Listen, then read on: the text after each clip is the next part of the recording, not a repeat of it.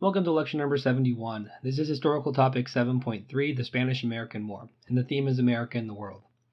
The learning objective is explain the effects of the Spanish-American War. There's only one key concept and it only talks about the effects as the learning objective suggests. So this slide is to ensure that you had proper background on the Spanish-American War before you can learn about the effects. The causes of the war include the Cuban independence movement, which was being violently repressed by the Spanish. The Spanish general in charge, Valeriano Weyler, was nicknamed the Butcher because he was putting people into concentration camps. The Cubans appealed to the U.S. and it creates tension between the U.S. and Spain. There's also a growth of American jingoism. This is a new style of nationalism that was becoming quite common around the world, which includes an aggressive foreign policy. Newspapers in the U.S. were competing for readership. A newspaper war arose between William Randolph Hearst and Joseph Pulitzer's papers. They try to outsell each other by coming up with more and more sensational headlines. This is known as yellow journalism. Hearst thought that it would be a good idea to have a war because then he could sell more papers, as Americans would want to know about the war's progression. He sent a photographer down to Cuba to report back. When word came back that all was normal, Hearst replied, "You provide the pictures and I'll provide the war." Finally, the main catalyst for the war is the sinking of the USS Maine. It was stationed off the coast of Havana, Cuba, to put pressure on Spain to stop its violent repression. A mysterious explosion in the USS Maine causes it to sink. It was likely an accident in the boiler room, but it's blamed on a Spanish mine.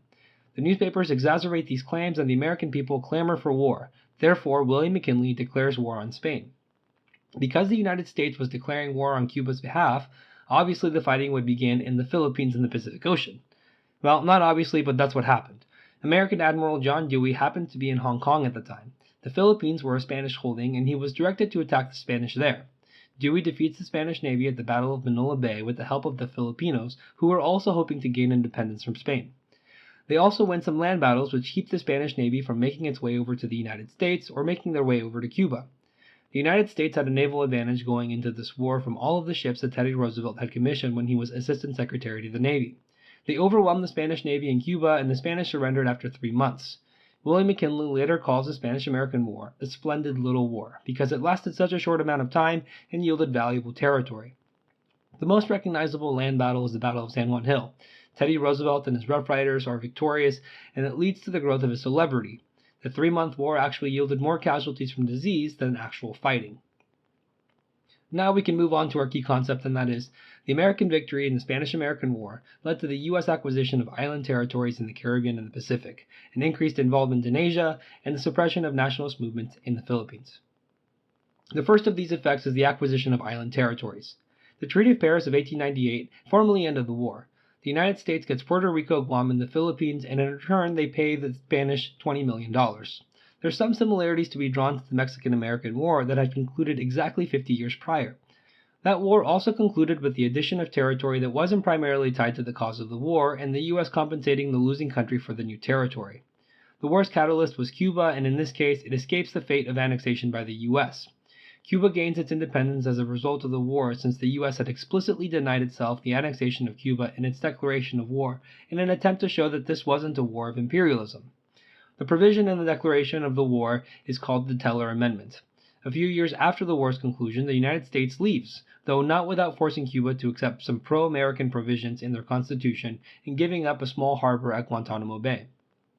As a result of the addition of territory in the Caribbean and the Pacific, the U.S. sought a faster way to connect its holdings.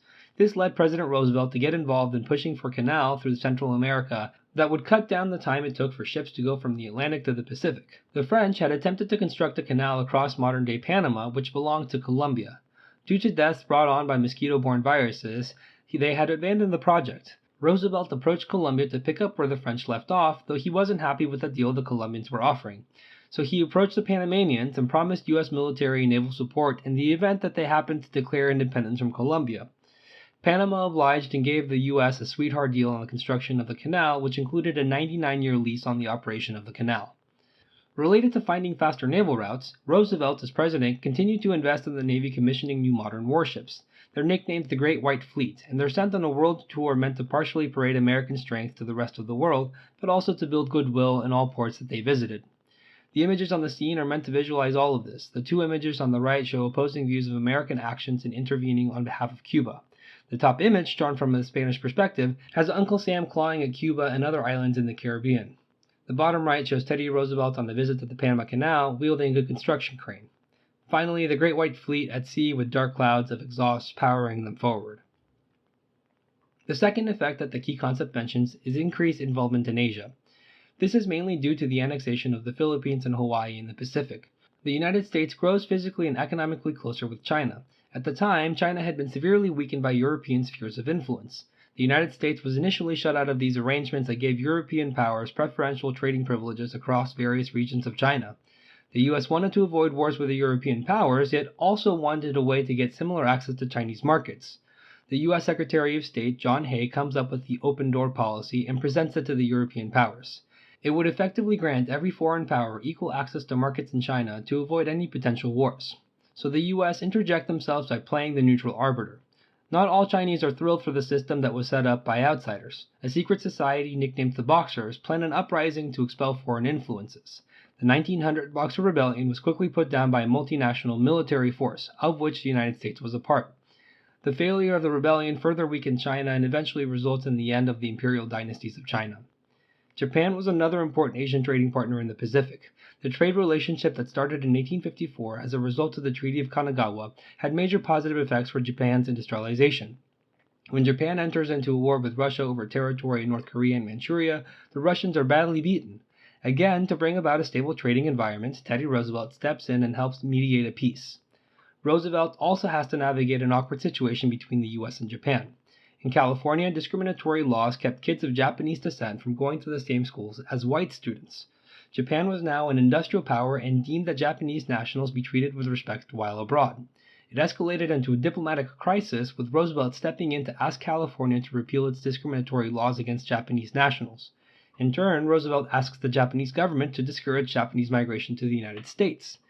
Due to its informal nature, the resolution is named the Gentleman's Agreement. The name also serves to mask the racist and nativist nature of the incidents. The final effect of the Spanish-American War concerns the Philippines. As mentioned earlier, when Admiral Dewey attacked the Spanish fleet at Manila Bay, Filipinos were also in the midst of their own independence movement. They thought that aiding the U.S. against the Spanish would mean their eventual independence. Instead, the war resulted in a new imperial power standing in their way of independence. Emilio Aguinaldo was the independence leader who had fought with the United States against Spain in the Spanish-American War. After the end of the war, Aguinaldo leads guerrilla-style war tactics on the U.S.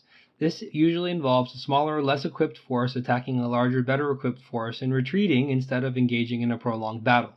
Eventually, the United States is successful in putting down this independence movement. It takes a violent and repressive campaign that yields about 20,000 Filipino war casualties and up to 1 million civilian casualties who had died of famine, cholera, and other diseases that were exacerbated by the constant fighting. It's worth remembering that the only reason the U.S. came into possession of the Philippines was because they stepped in to help an island nation enduring a violent repression of an independence movement. To make matters worse, the United States would not grant Filipinos, now a U.S. territory, the same rights that one would have if they had been born or lived inside of the continental United States. In other words, the Constitution and Bill of Rights did not apply to these new overseas holdings. The Supreme Court of the United States decided in a series of cases called the Insular Cases that Congress needed to actively create legislation that was going to grant these rights to overseas territories. Eventually, the Congress does during the Woodrow Wilson administration. The 1916 Jones Act grants Filipino rights, it grants them suffrage, and it creates a territorial legislature, finally with a path to independence. However, the path to independence is interrupted by the World Wars. It's not until July 4, 1947 that the Philippines gain independence, nearly 50 years after the Spanish were expelled from the islands. Finally, here's the recap. The Spanish-American War was the U.S. debut as an imperial power. Acquisitions in the Pacific led to greater involvement in Chinese and Japanese affairs. And finally, despite moral reasons for going to war with Spain, the U.S. suppressed an independence movement in the Philippines.